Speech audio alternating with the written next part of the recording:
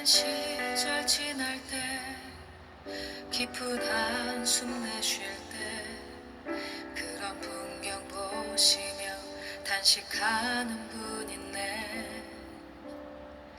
고와 같이 너희를 버려두지 않으리.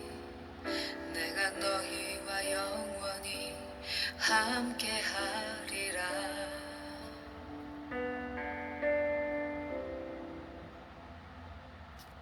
반갑습니다. 성도 여러분, 성령이 오셨네 이 귀한 찬양을 들으면서 오늘 사도행전 8장 그 뒷부분 이야기를 오늘 말씀을 읽어가면서 설교하도록 하겠습니다. 오늘 말씀은요, 사도행전 8장 14절에서 25절까지입니다. 사도행전 8장 14절부터 25절입니다. 여러분 성경을 펴시고요, 사도행전 8장 14절부터 25절까지 말씀 우리 같이 한번 읽어보겠습니다. 예루살렘에 있는 사도들이 사마리아도 하나님의 말씀을 받았다 함을 듣고 베드로와 요한을 보내매 그들이 내려가서 그들을 위하여 성령 받기를 기도하니, 이는 아직 한 사람도 성령 내리신 일이 없고 오직 주 예수의 이름으로 세례만 받을 뿐이더라. 이에 두 사도가 그들에게 안수하며 성령을 받은지라.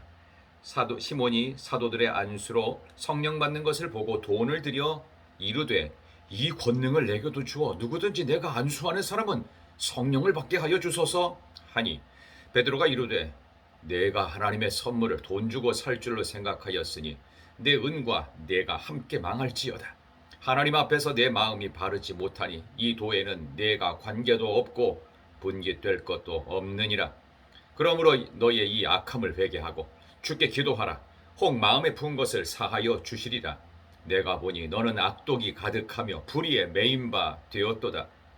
시몬이 대답하여 이르되, 나를 위하여 주께 기도하여 말한 것이 하나도 내게 임하지 않게 하소서 하니라. 두 사도가 주의 말씀을 증언하여 말한 후 예루살렘으로 돌아갈새 사마리아인의 여러 마을에서 복음을 전하니라. 아멘. 진이 찾아오셔서 그 나라 꿈꾸게 하시네. 하나님의 나라를 꿈꾸게 하는 오늘 성령에 대한 사마리아인의 성령 역사의 스토리를 말씀을 드리려고 합니다. 오늘 주신 말씀을 가지고 내 인생에 임하신 성령, 내 인생에 임하신 성령이라는 제목으로 하나님 말씀을 증거하도록 하겠습니다. 연일 무더운 날씨가 계속되고 있습니다.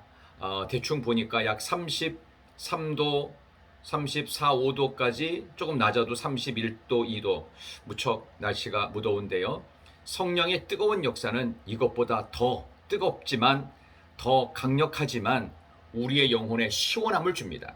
햇빛의 뜨거움은 우리를 짜증나게 하고 실증나게 할 수 있습니다. 그러나 성령의 강력한 역사, 이것이 바로 내 인생에 임하신 성령입니다. 오늘 사도행전 8장에 있는 말씀은 크게 두 부분인데요. 이방 땅 사마리아에 임하신 놀라운 성령님의 모습과 기적보다 일상과 습관의 변화를 촉구하는 성령에 대한 메시지가 담겨져 있는 사도행전 8장입니다. 오늘 이 말씀을 볼 때마다 늘 제가 생각했던 게 뭐냐 하면, 우리 인생 가운데도 이런 엄청난 성령의 역사들이 분명히 있었습니다. 근데 왜 우리는 이 성령의 놀라운 역사를 경험했음에도 불구하고, 분명히 있었어요. 처음 예수님 만났을 때 성령의 강력한 역사가 확실했는데 왜 지금 우리에게는 성령의 역사가 없고 냉랭하고 공허하고 지치고 힘들기만 한지 참 안타깝기 짝이 없습니다. 자, 여기에 대해서 우리가 분명하게 오늘 말씀을 통해 깨닫게 되고, 사마리아인에게 임한 성령의 역사를 통해서 확실하게 성령을 붙들고 우리의 인생이 새로워질 수 있기를 소망합니다. 그 첫 번째 메시지가 뭐냐 하면요, 오늘 14절부터 17절까지 이방 땅 사마리아에게도 하나님의 말씀을 받았다 함을 예루살렘에 있던 사도들, 주로 12명 제자들이에요, 듣고 베드로와 요한이라는 대표 사도를 보내매, 듣고 보내매 15절, 그들이 내려가서 그들을 위하여 성령 받기를 기도하니, 들었습니다. 그리고 보냈어요. 파송했어요. 그리고 기도했어요. 듣고 보내고 성령 받기를 기도했다는 겁니다. 그래서 어떻게 된 거예요? 16절, 이는 아직 한 사람에게도 성령 내리신 일이 없고 오직 주 예수의 이름으로 세례만 받을 뿐이더라. 예수의 이름으로 세례만 받을 뿐이더라. 뭔가 제한적이고 그 다음 단계가 필요하다는 뉘앙스가 느껴지죠. 이게 뭡니까? 바로 신분적 거룩이에요. 사도행전 2장에 나오는 첫 번째 마가다락방의 성령 강림이나 사마리아 성에 임한 사도행전 8장 앞부분 어제의 성령 강림이나 똑같은 신분적 거룩을 위한 성령의 임재 사건. 그러나 이거로 끝이 아니란 얘기예요. 신분적 거룩에서 이제는 어떻게 돼요? 수준적 거룩을 위해서 그들에게 성령 받기를 기도해서 어떻게 해요? 그들의 삶이 근본적으로 거룩해짐의 단계가 올라가고 성장하는 겁니다. 이걸 보통 우리는 성화의 과정이라고 합니다. 신분적인 거룩의 상태에서 이제 수준적 거룩으로 이끄시는 성령의 역사를 체험하려고 예루살렘에 있던 베드로와 요한이라는 대표 사도가 파송됩니다. 우리 인생도 마찬가지입니다. 우리가 매일매일 수준적 거룩을 위한 성령의 간구를 소망하고 기도해야 됩니다. 하나님, 내 신분은 분명 하나님의 자녀가 분명한데 아직도 냉랭하니 아버지 하나님, 내가 매일 성령을 받아서 내 삶의 수준이 점점 영적이고 거룩하고 순결하고 믿는 자의 본을 받아서 이대로 살고 인내하며 기도하고 믿음으로 살게 하여 주옵소서. 바로 이러한 우리의 인생 가운데도 이방 땅 사마리아에 임한 놀라운 두 번째 단계의 성령은 바로 신분적 거룩에서 수준적 거룩. 우리도 마찬가지입니다. 우리 인생도요, 우리에게 신분적 거룩에서 수준적 거룩으로 가는 놀라운 성장의 성령의 역사가 있기를 진심으로 축원합니다. 그 다음 두 번째는요, 기적보다 일상과 습관의 변화를 촉구하시는 성령이에요. 자, 이런 놀라운 성령의 역사가 이제는 그들의 인생을 송두리째 바꾸어가는 모습을 보니까 그 옆에서 옛날에 점쳤던, 돈 받고 점쳐주고 미래에 대하여 사탄의 쫄개였던 시몬이라는 자가 갑작스럽게 야, 드디어 예루살렘에 온 진짜 오리지널 베드로와 요한이라는 예수님의 집계제자가 와가지고 기도하니까 성령이 진짜 이건 진짜더라. 이건 그 전에 임했던 것보다 훨씬 강력하고 이거야말로 진짜 같다 하면서 본인이 그동안 거짓말 해가지고 사탄의 쫄개로 받았던 돈을 많이 줘서 나도 당신이 주신 그 성령의 역사를 돈 주고 살게 해주십시오. 나에게 파십시오. 내가 얼마든지 돈을 드리겠습니다. 라는 식으로 성령 받는 거를 돈 거래처럼 생각하는 잘못된 습관이 갖고 있었어요. 돈만 되면 뭐든지 다 하겠다는 거 아닙니다.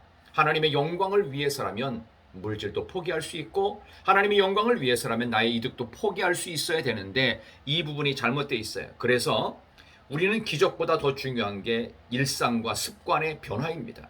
우리가 갖고 있는 생각의 변화입니다. 우리의 이념도 변화됩니다. 좌파 우파 이런 얘기 더 이상 할 필요도 없는 겁니다. 성경적이냐, 하나님이 뭘 원하시냐, 예수님이 뭘 원하시고 성경이 뭘 원하느냐, Bible said, God said, Jesus said, 이게 제일 중요한 겁니다. 일상과 습관의 변화를 성령이 촉구하십니다. 그러면서 여기에 대해서 베드로가 아주 혼쭐을 내죠. 20절에 내가 하나님의 선물을 돈 주고 살 줄로 생각하였으니 은과 뇌가 함께 망할지어다. 돈과 함께 넌 망할 것이다. 21절에 하나님 앞에 내 마음이 바르지 못했다. 이 돈은 내가 관계도 없고 분길될 것도 없다.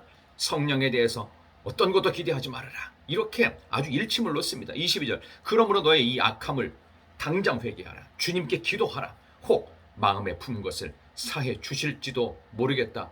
어디 감히 하나님의 성령에 대해서 돈 얘기를 하느냐라고 하나님 앞에서의 이 불경함을 꾸짖고 있습니다. 베드로가 정확하게 한 것이지요. 이게 영적 권위입니다. 목회자에게는 바로 이러한 영적 권위가 있고 성도들에게는 영적 권위에 순종할 때 복이 임해요. 23절 내가 보니 너는 악독이 가득하며 불의에 메인 바 되었도다. 악함이 가득하고 불의에 메인 바 되면 우리의 일상도 우리의 습관도 안 바꿔집니다.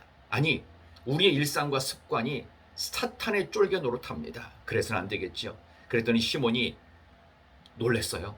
겁을 잔뜩 먹고 대답하죠. 24절 나를 위하여 주께 기도하여 말한 것이 하나도 내게 임하지 않게 해달라고 제발 그 저주만은 멈춰 주십시오라고 그는 베드로에게 제발 살려달라는 식의 이야기를 합니다.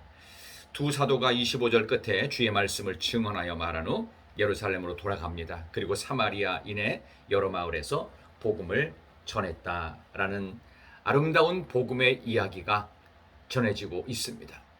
여러분 인생에도 성령이 분명히 임하십니다. 성령이 오셨네, 성령이 오셨네. 내 주에 보내신 주님이 보내신 성령은 내게 주신 놀라운 선물이며 기적입니다. 내가 만든 게 아닙니다. 하나님이 거저 주신 것입니다. 그러므로 우리의 삶 속의 기적은 성령입니다. 물질이나 조건이나 우리의 삶의 모든 것들이 개선되는 것이 성령의 역사가 아닙니다. 그분 성령님 그분이 오시는 것 자체가 나에게 엄청난 기적이에요. 그 기적이 잘못되어져서 우리가 보이는 조건과 환경 개선을 기적이라고 생각하신다면 그거로 인해서 시몬처럼 돈과 함께 망하지 아니하도록 하나님께서는 오늘 우리에게 성령이라고 하는 최고의 기적, 최고의 선물을 주셨습니다. 오늘도 이 말씀과 함께 새로워지는 여러분의 인생 되시기를 진심으로 축원합니다. 여러분의 인생에 임하신 성령께서 오늘 금요일 하루 성령 충만한 불타는 성령의 금요일 되시기를 진심으로 축원합니다. 축복합니다. 사랑합니다. 기도하십시다. 하나님 감사합니다.